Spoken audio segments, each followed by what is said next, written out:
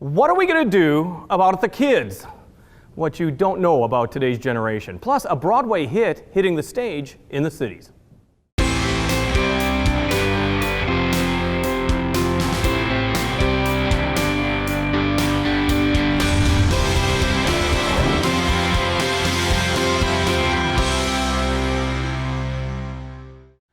Well, ask parents in the 1950s, what is wrong with those kids, with their comic books and rock music and all that? What about the long-haired kids and the counterculture of the 60s and the 70s? And that MTV generation in the 1980s? They just didn't get it. But that generation must now deal with this generation, our future millennials, Generation X, Y, Z, and whatever comes after that. What is it we need to do to get through to them about school and work? Are you stumped? Joining us is author and motivational speaker Mark Perna. He has studied today's generation and helps schools, parents, and companies motivate the kids of today. He was the keynote speaker, that is, at Davenport School's Career Expo and literally wrote the book on today's young people. It is called Answering Why: Unleashing Passion, Purpose, and Performance in Younger Generations. I'm so glad that you can answer all my questions right now. I'm ready to rock and roll, Jim, wherever you want to go. Let's start with that. Every generation complained about the generation before. How's this any different? Generational rifts, right? The older generation always thinks the younger generation is missing the boat. Clueless. Younger generations think the older generations are missing Doesn't the boat. get it. And it's never going to change. Yeah. It's just the way it is. So what makes this generation different? Because it just really does seem that the young kids that are entering, entering the job market right now, need to be motivated in ways that nobody ever had to motivate them before. Yeah, I mean, so part of the issue is really, there's two ways to look at the younger generations. You can either look at them as a challenge to be solved, or you can look at them as a tremendous resource to be unleashed within your organization or your classroom or your home. And so when I speak around the country, and I do 50 to 60 keynote speeches a year all over North America, and I'm constantly keeping going, when you hear about anybody talking about younger generations today, it's largely negatively slanted. Always. They're lazy, they're entitled, they're this, they're that. They're not loyal. Exactly, and you hear all these things, but I go completely the other way, Jim. I think they're the most incredible generations that have ever come down the pike. I think they're the most intelligent, resourceful, and pit bull-like generations that we've ever seen. When they see a want to in their life, something they truly want, they will move heaven and earth to get there. But our challenge as parents, educators, and employers is getting them to want something. And but once they see, root. that's the battle that we have to wage war against, is how do we get them to want something? And that's what I speak about across the country, and how we connect with the younger generations, how do we engage them, and how do we get them to see a want to in their life? Well, let's be honest, all the things that you mentioned, parents, schools, companies, it's a common thread there, but each has a different way that they have to deal with this generation. Let's start with parents. I mean, having problems with your kids is nothing new. Is dealing with these kids different than last generation?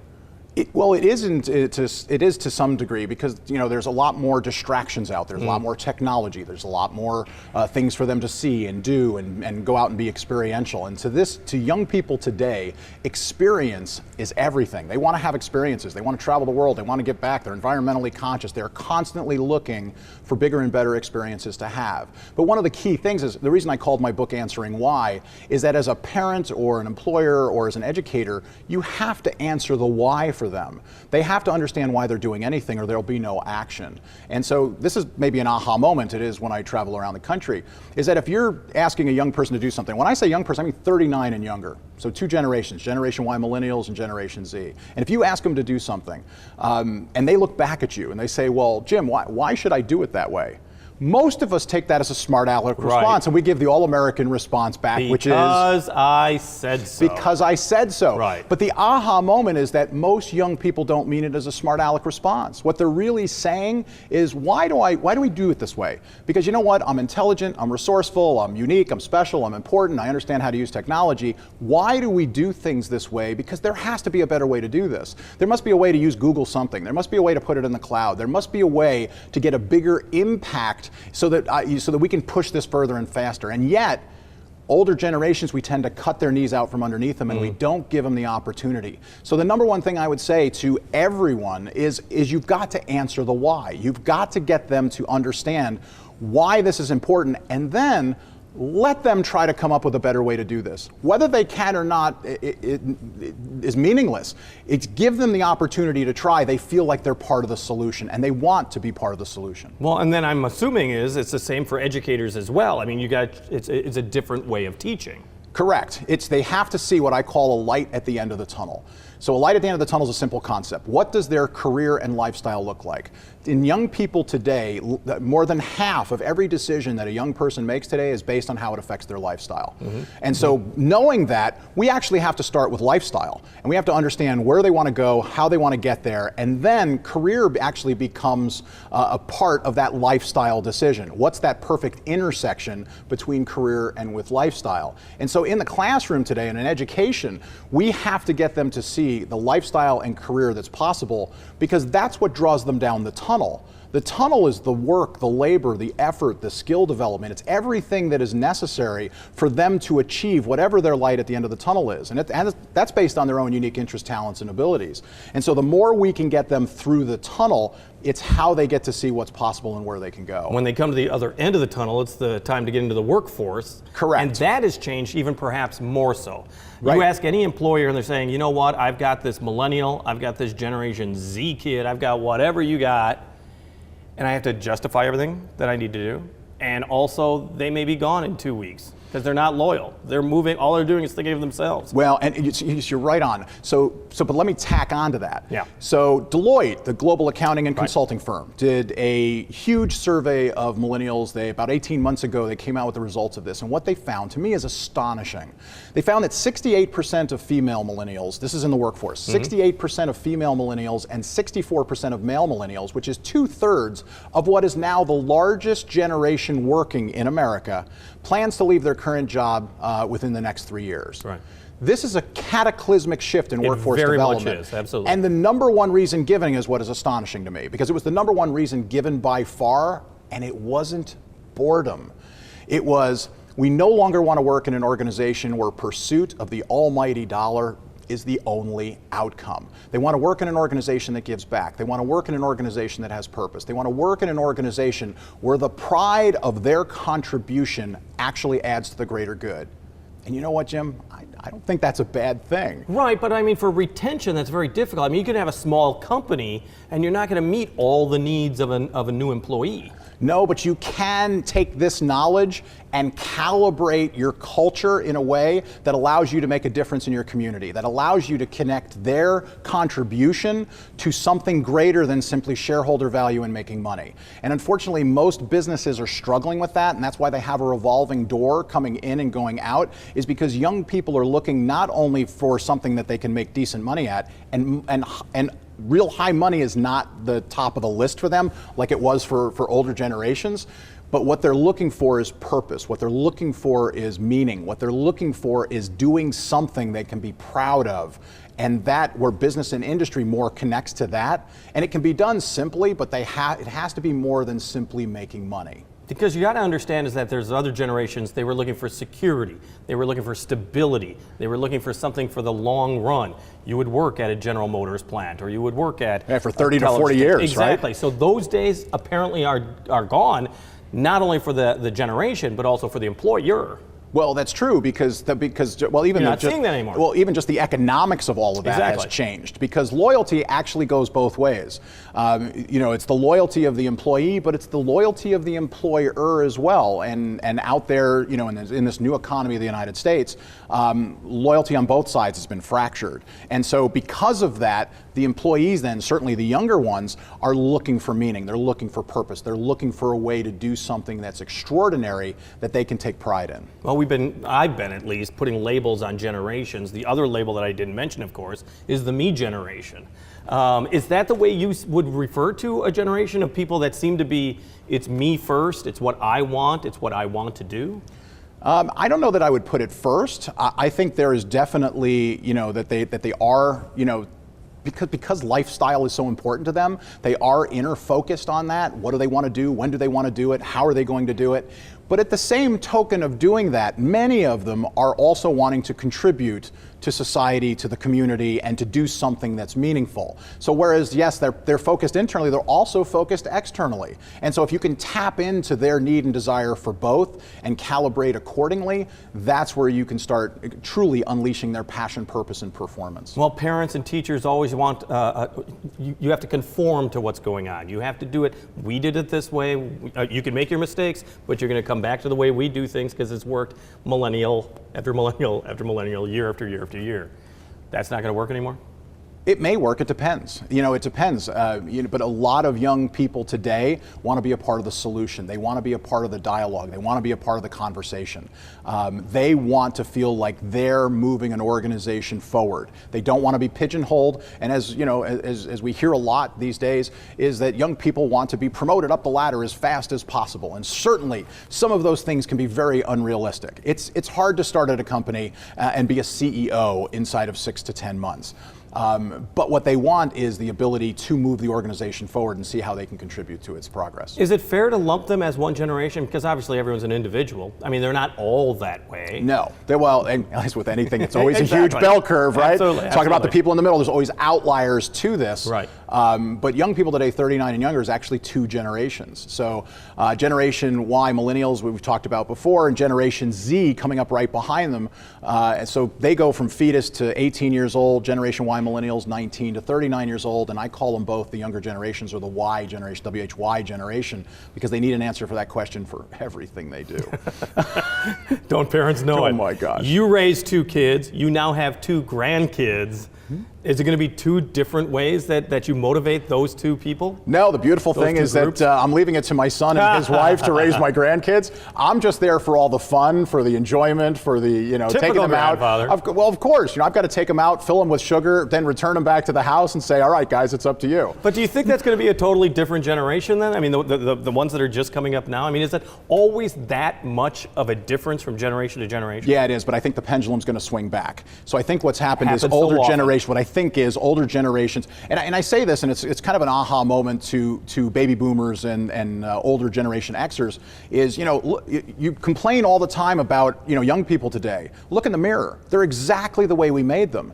They're exactly the way we made them. And so what's going to happen is younger generations are going to swing the pendulum back. It's probably going to come more center because it was a drastic switch between baby boomers and what is today generations Y and Z. But I think it's going to come back the other way. I think it's going to rest more in the middle. Because to me, the goal of every parent is to get their son or daughter to be self-reliant and independent.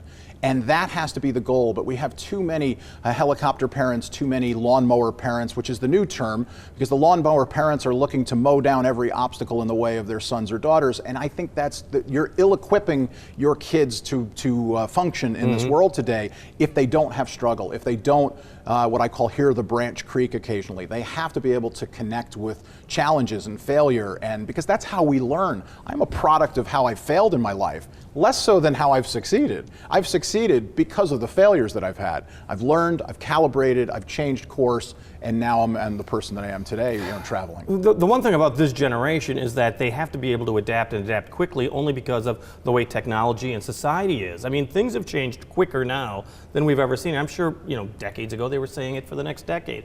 But it's amazing the speed of life right now. And for these kids to be able to make their priorities quickly and try to achieve them, I mean, that is a very difficult situation that many of us may not understand that our kids are facing. No, it's true, and they have to create what I call a competitive advantage in their life. And to do that, they need to find purpose and they need to do career exploration at a much younger age. So right now, we have a culture in this country where we want everyone to go through high school to college and go beyond. And we're telling people that just because you have a university degree that you're better off for it, you have a greater advantage.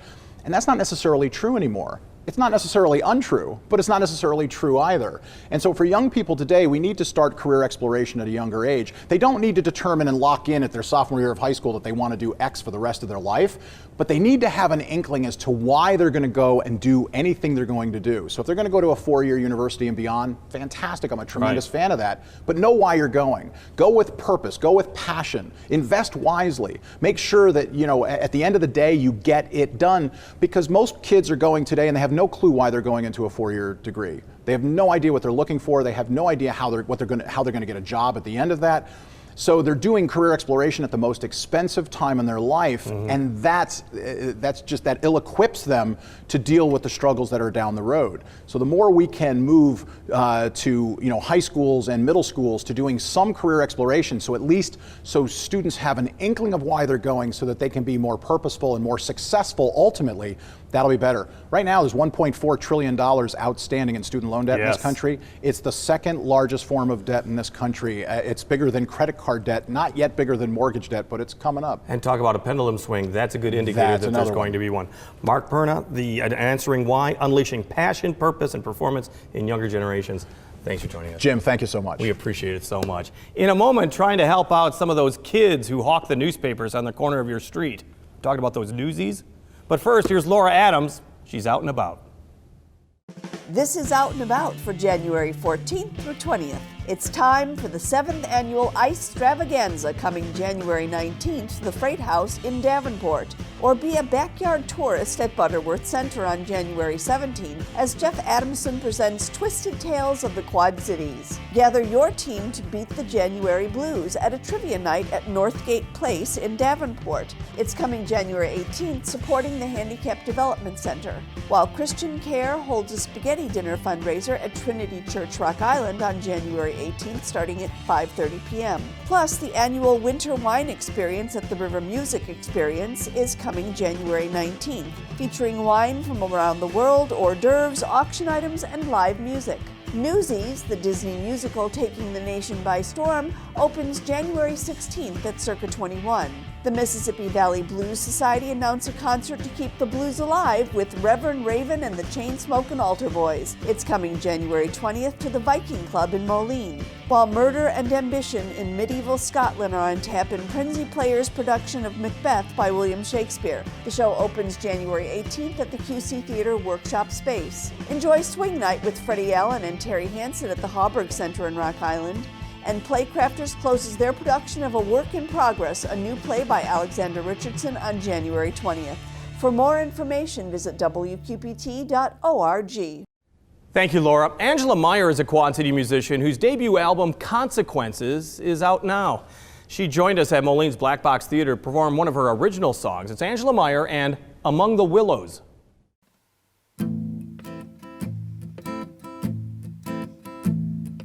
Martin left Missouri for the Russian shine, and he knew the fortune of a whiskey-drinking man. They bought themselves a dance hall with some money that they stole, but tempers tend to flare when the liquor starts to flow. And Andy pulled a pistol back Martin outside. Say, if I see you again, it won't be alive. But as I'm gonna slower, another one was drawn, and Martin got revenge in 5 shots. Among the willows with blood on his hands, the vigilantes made their plan, and he'll pay the price, straight a sentence for a life till he's laid low. Among the willows, 6 men on the jury, and each found him guilty. To be jailed the next morning, he drank till the dawn. He was told there was a friend outside. He was pistol whipped and taken alive. Among the willows with blood on his hands, the vigilantes made their stand, and he'll pay the price, straight a sentence for a life till he's laid low. Among the willows,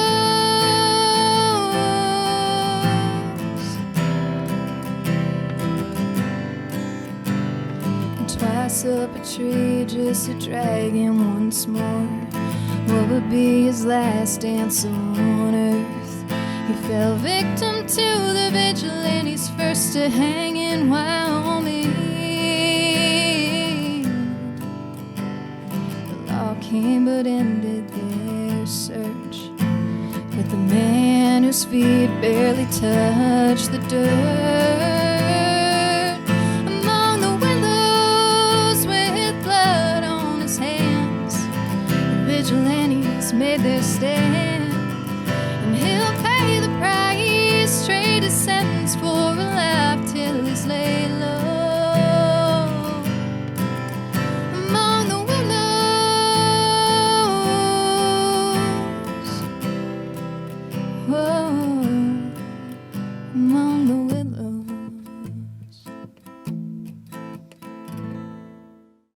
Angela Meyer and Among the Willows. She has a live Facebook performance from McCausland on Tuesday night and will be at the Knox County Brewing Company in Galesburg on February 2nd. Well, it's a hit from Broadway, and now Newsies is hitting a stage in the cities for an extended run. And joining us is Brett Hitchcock from Circuit 21. You are so happy to be staging this, I'm sure. Oh, we're thrilled. Absolutely. This is, I mean, I saw it on TV because, you know, I don't get out much. Absolutely. It really is it's a magical performance that's hitting the stage. It really is. You know, it's one of those almost like a cult thing because The movie did not do very well back in No. the day, and it came back out and was nominated, I think, in 2010 for a number of different Tony Awards. It won 2. See, and I didn't see the movie. I saw the Netflix version of the stage play where they just recorded the stage play, and it was phenomenal. Yeah, it really is. It's a great musical. The storyline is inspirational, and it's amazing how many younger people are familiar with this show too. You know, it takes place in 1899, obviously, but younger people, and we have high school and junior high groups that are coming in by the hundreds for this show, and it's just something they're familiar with, and it's kind of surprised us that there were so many younger people that were familiar with the show, but they certainly are, and it's doing really well.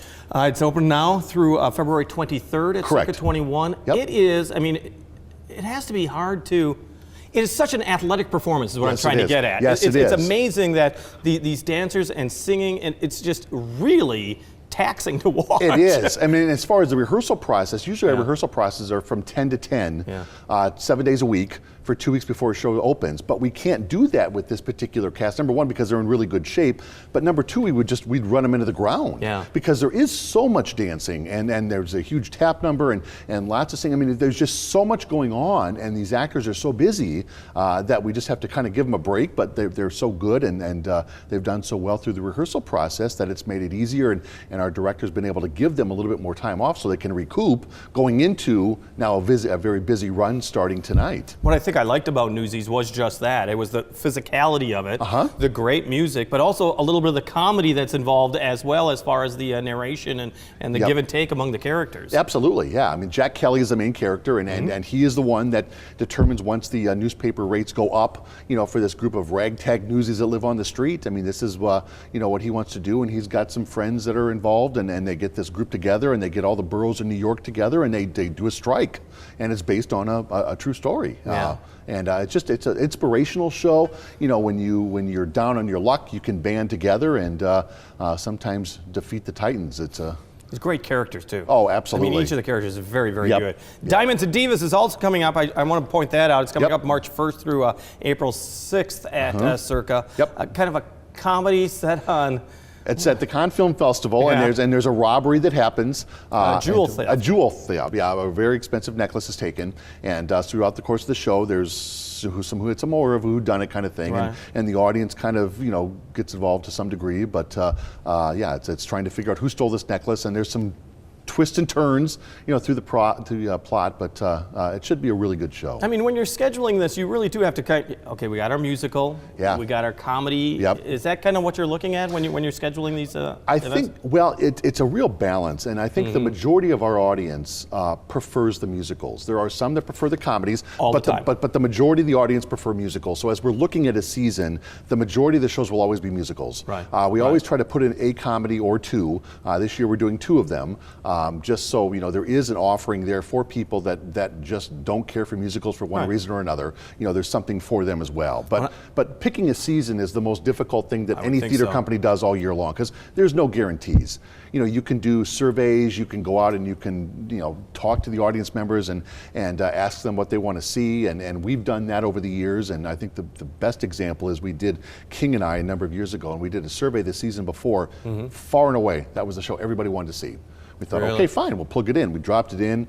And it lost a lot of money, no. so and nobody came. So it's you know, you just never know. Yeah. And there's so many factors, you know, how the economy's doing and disposable income and things like that. It just, you know, really, there's a lot of variables that play into it. I got to make fun of one selection you have. Yeah. It's a musical of grumpy old men. Grumpy Old Men. Well, the movie, of course, Walter know, Matthau but and Jack it's a Lemmon. musical, that's it gonna is. be They turned into a hilarious. musical. Absolutely. That's a great idea. Yep, and it is a PG-13, Yeah. because it does follow. I mean, it kind of can get a little raunchy. The grandpa characters in there, and so it should be really good. We're one of the first theaters in the country to do that as well. So we're looking forward to that. Musical. And That's coming up April through June. I should point out. Yep, and our matinees are almost sold out. We're adding matinees because the buses that come in to see us from regionally, from Peoria area, Chicagoland, southern Wisconsin, our matinees are almost sold out already for that run. So we're adding them in because they're fitting right in that category. And I had a lady call the other day to make reservations. She goes, "This is my husband. He's a grumpy old man, so we want to come see this show." So And I this is want to perfect. sing about it. And there you go. right.